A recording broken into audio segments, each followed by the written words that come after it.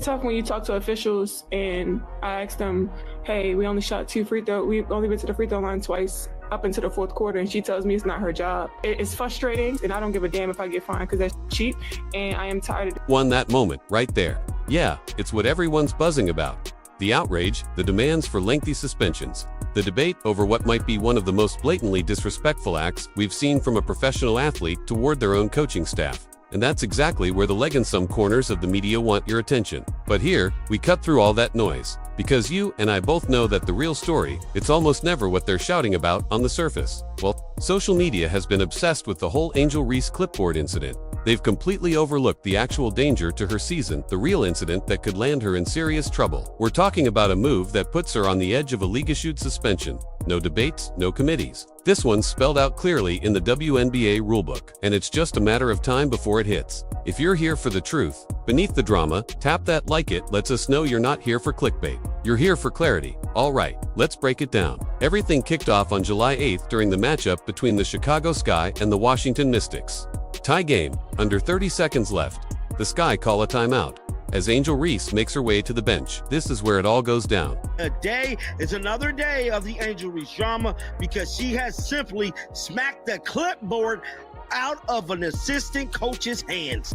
Yes, now all of this went down during the Washington Mystics game. This happened on national television. Now guys, I'm not one to blow up negativity, but Angel Reese is supposed to be leading young women and being a great example to girls and kids all over the world. Well, I'm here to tell you, she was not leading by example. To the person on the receiving end, Ann Crosby, Chicago's own VP of Strength and Conditioning. And with that single action, a firestorm ignited. Was it blatant disrespect? Immaturity on full display? Or just raw emotion from a competitor fed up with the losses piling up? That debate has been raging online for weeks now.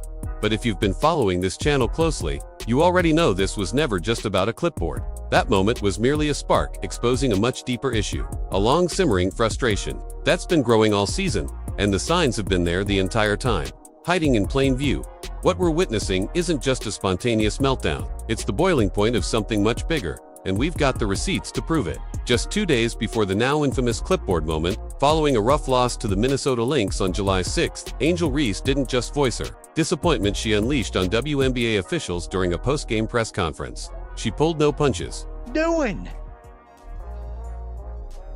Part of her problem is she's got a severe lack of maturity, but she'd go on a blocking spree for anybody that's critical about her. You want to be critical about people being critical about you. How about you not acting like this? Because, yeah, people are going to destroy you over it. I don't care if I get fined. That's not just a quote, it's a flashing red light from an athlete reaching her boiling point. To really understand where this is coming from, you have to look at the environment she's operating in. The Chicago Sky are spiraling, and after that loss to the Mystics, they dropped to 5-13. Meanwhile, Angel Reese is making history up an unprecedented streak of 15 rebound performances. She's doing her part, and then some, but the wins still aren't coming. For someone like Reese, who's been a winner at every level, college, high school, you name it, this kind of consistent losing is uncharted territory. And it's infuriating. This isn't just about standings or playoff hopes, it's about pride, identity, and control. And as many have observed, that frustration, it's starting to seep into everything: her body language, her reactions, and her overall presence on the court.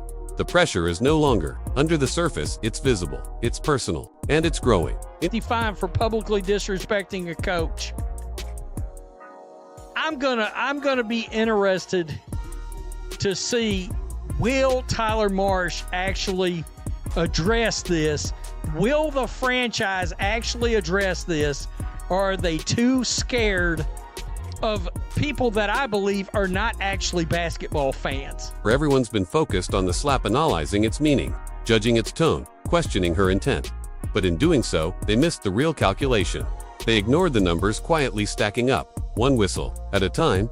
And now, those numbers have brought Angel Reese and the Chicago Sky to a point of no return, a point dictated by a specific hardline WNBA regulation that hardly anyone seems to be talking about. So let's cut through the noise and get to the real story, the one that isn't up for debate because it's written in black and white in the league's own official rulebook. Here it is. Any WNBA player who accumulates 8 technical fouls during the regular season is automatically suspended for 1 game without pay. No appeal, no review, no commissioner's discretion. It's automatic. Hit that 8th technical, and you're out. Full stop. And here's the stat that flips this entire situation on its head. As of the July 6th game against the Minnesota Lynx, Angel Reese isn't sitting on 4-5, or even 6. She leads the entire league with 7. Let that sink. And she's walking into every single game knowing that one wrong word to a ref, one frustrated reaction, one emotional moment, and she's sitting out the next game with a docked paycheck. This isn't hypothetical. It's a live countdown. The slap may have sparked the headlines, but the technical fouls,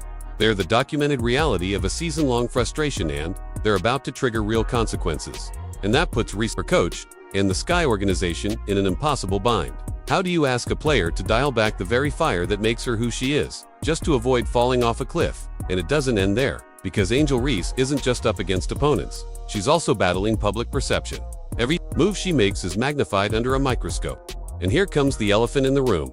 Social media has been ablaze with one unavoidable comparison: Angel Reese versus Caitlin Clark. It's all over fan threads, from X to Reddit. This idea that there's a double standard, that if Clark had done what Reese did, the league's response would have been swift and unforgiving. The data backs it up. The discussion is everywhere. And whether you agree or not, that narrative is shaping the way fans and even some officials in every step Reese takes.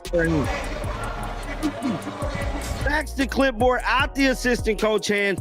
Just not a good look from Angel Reese as a basketball player. Just like I stated, man, she's supposed to be a leader among young women across the world, and this ain't showing very much leadership. I just gotta be honest here, dog.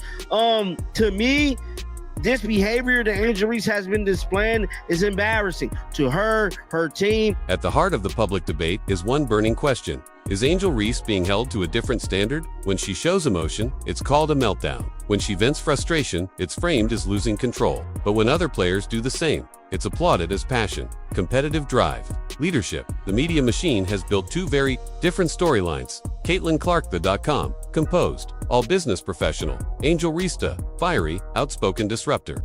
One gets praised for poise, the other gets picked apart for passion. And whether or not that double standard is fair, it's the reality Reese is forced to navigate every time she steps on the court. Reese unleashed a tirade on WNBA officials. Now, even though she was right in what she was saying, it was clear she was visibly frustrated. Following game on Tuesday, she's slapping a clipboard out of the hands of her strength and conditioning coach. To me, these are signs of a frustrated Barbie. These are signs of a Barbie that's tired of losing. You know, adversity exposes your true character. Losing exposes... Comment. That's just one example of what's being echoed across social media nonstop. This pressure cooker situation isn't just weighing on Angel. Reese's become a full-blown crisis for the Chicago Sky organization, and it puts head coach Tyler Marsh in one of the toughest spots in professional basketball right now. He's expected to lead a team that's already struggling, while his star player is 1 technical foul away from an automatic suspension. What's the move? Do you ask your most dominant player to dial it back? To ease up on the intensity? Stop battling for fouls. Stop bringing the fire that defines her game. That's not a coaching decision, that's a no-win scenario. And it's bigger than just missing 1 game. A suspension also means an immediate forfeiture of that game's salary. But the ripple effects go even further than that. Step out of the arena and into the boardroom. Angel Reese isn't just an athlete, she's a business, a brand, a marketing juggernaut. With her own signature sneaker deal through Reebok and a high-profile cover appearance on NBA 2K26. There are multi-million-dollar endorsement deals tied to her name, and you better believe those contracts come with behavior clauses. Quiet conversations are already happening behind the scenes. Because while the league weighs disciplinary action, her corporate partners may be asking themselves a different question entirely: is the risk starting to outweigh the reward? Those multi-million-dollar endorsement deals, they always come with fine print, especially the kind that deals with image and conduct. So while the league is publicly weighing a 1-game suspension, you have to wonder what's happening behind closed doors. Are her sponsors looking at this looming 8th technical foul and quietly asking, is Angel Reese becoming a liability to the brand? And that's when the noise fades and the real picture comes into focus. The clipboard moment. That wasn't the root of the issue, it was just a visible flashpoint. The real story is much deeper. It's about the 7 technical fouls that have been stacking up game after game. This isn't about one emotional outburst. It's about a pattern of frustration that's now collided with a rule that doesn't bend. This isn't a question of if a suspension is coming, it's when the 8th whistle blows. So now, I want to hear from you. What's your final verdict? Will Angel Reese hit that 8th technical foul before the regular season wraps up? Drop a yes or no in the comments. I'm curious where the majority stands. And if you value real analysis that cuts through the headlines and connects the dots, make sure to hit that subscribe button and turn on notifications. That way, you'll always be first to catch our next deep dive. And hey, if you know someone who's tired of surface level takes and wants the real story, share this video with them. Let's keep building a community of sharp thinkers who see past the spin.